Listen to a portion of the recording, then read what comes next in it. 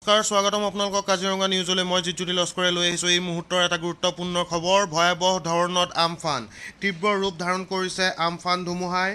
এই কথা আপোনালোকক জনাইছোঁ যে তীব্ৰ ৰূপ ধাৰণ কৰিছে আমফান ধুমুহাই আৰু ইতিমধ্যে পশ্চিমবংগ আহি পাইছেহি আমফান ধুমুহা আৰু আমফান ধুমুহাৰ অভিকেন্দ্ৰিক যোনটোক চাইণ্টিষ্টে আই বুলি কয় তাত এতিয়া আহি পালেহি আমফান আপোনালোকক জনাইছোঁ যে এই মুহূৰ্তত এটা গুৰুত্বপূৰ্ণ খবৰ যে আমফান আহি পাইছেহি পশ্চিমবংগলৈ আৰু তিনিখন ৰেল বাতিল কৰা হৈছে চৰকাৰে তিনিখন ৰেল বাতিল কৰিছে শ্ৰমিক ৰেল তিনিখন বাতিল কৰা হৈছে ৩ লাখ মানুহক স্থানান্তৰিত কৰা হৈছে নিৰাপদ স্থানলৈ মোতায়েন কৰা হৈছে SDRF NDRF বাহিনীও অসমতো সাৱধান কৰিছে প্ৰশাসনে আপোনালোকে স্ক্ৰীনত দেখিবলৈ পাইছে এখন নোটিছ যোনখন নোটিছ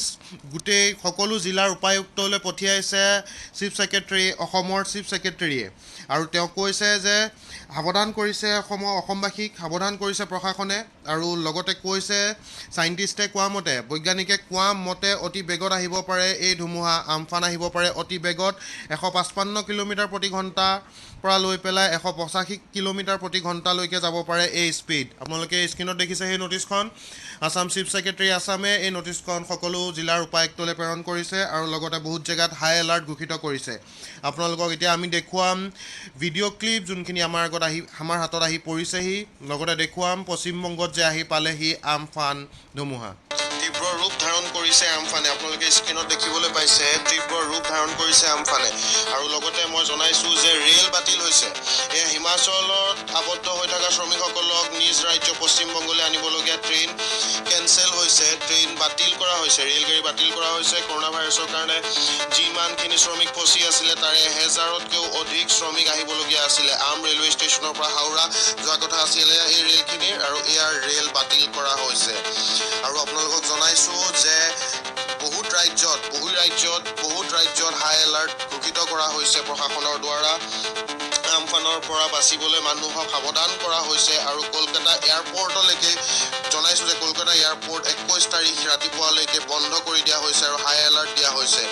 এতিয়া আমি জানিবলৈ পোৱা তথ্যৰ মতে আমফানে ইতিমধ্যে পশ্চিমবংগ সোমাইছে পশ্চিমবংগ আহি পাইছেহি আমফান আৰু আমফান ধুমুহাৰ অভিকেন্দ্ৰিক যোনটোক চাইণ্টিষ্টে আই বুলি কৈছে তাত এতিয়া আহি পালেহি আমফান এতিয়া সুন্দৰবন পশ্চিমবংগ দীঘা আৰু বাংলাদেশৰ হাতিয়া আইলেণ্ডৰ মাজেদি গৈ আছে বুলি আমি জানিব পাৰিছোঁ চাইণ্টিষ্টে কোৱা মতে অতি বেগত আহিব ধুমুহা য'ত স্পীড হ'ব পাৰে য'ত তাৰ বেগ হ'ব পাৰে 155 কিলোমিটাৰ প্ৰতি ঘণ্টাৰ পৰা লৈ পেলাই 185 কিলোমিটাৰ প্ৰতি ঘণ্টালৈকে যাব পাৰে আমি লগতে জনাইছোঁ যে 3 লাখ মানুহক স্থানান্তৰিত কৰা হৈছে নিৰাপদ স্থানলৈ আমি ইয়াকো জনাইছোঁ যে বহুত জেগাত হাই এলাৰ্ট ঘোষিত কৰা হৈছে প্ৰশাসনৰ দ্বাৰা লগতে মোতায়েন কৰা হৈছে SDRF NDRF বাহিনী অসমতো সাৱধান কৰিছে প্ৰশাসনে আমি অলপ আগতে দেখাইছিলোঁ আপোনালোকক এই নোটিছ যে চিফ জাষ্টিছ অফ আছামে এই নোটিছ উপায়ুক্ত সকললৈ পঠিয়াইছিলে যে অকণমান সতৰ্ক হওক সাৱধান হ'বলৈ হৈ গৈছে আমফান আহি পাইছেহি পশ্চিমবংগলৈ ইতিমধ্যে আমি জানিবলৈ পাইছোঁ যে সুন্দৰবন পশ্চিমবংগ দীঘা আৰু বাংলাদেশৰ হাতিয়া আইলেণ্ডৰ মাজেদি গৈ আছে বৰ্তমান আমফান আৰু বৰ্তমানৰ বেগ হ'ল 155 কিলোমিটাৰ প্ৰতি ঘণ্টা আৰু এই বেগ 185 কিলোমিটাৰ প্ৰতি ঘণ্টালৈকে যাব পাৰে সকলো সাৱধানে থাকক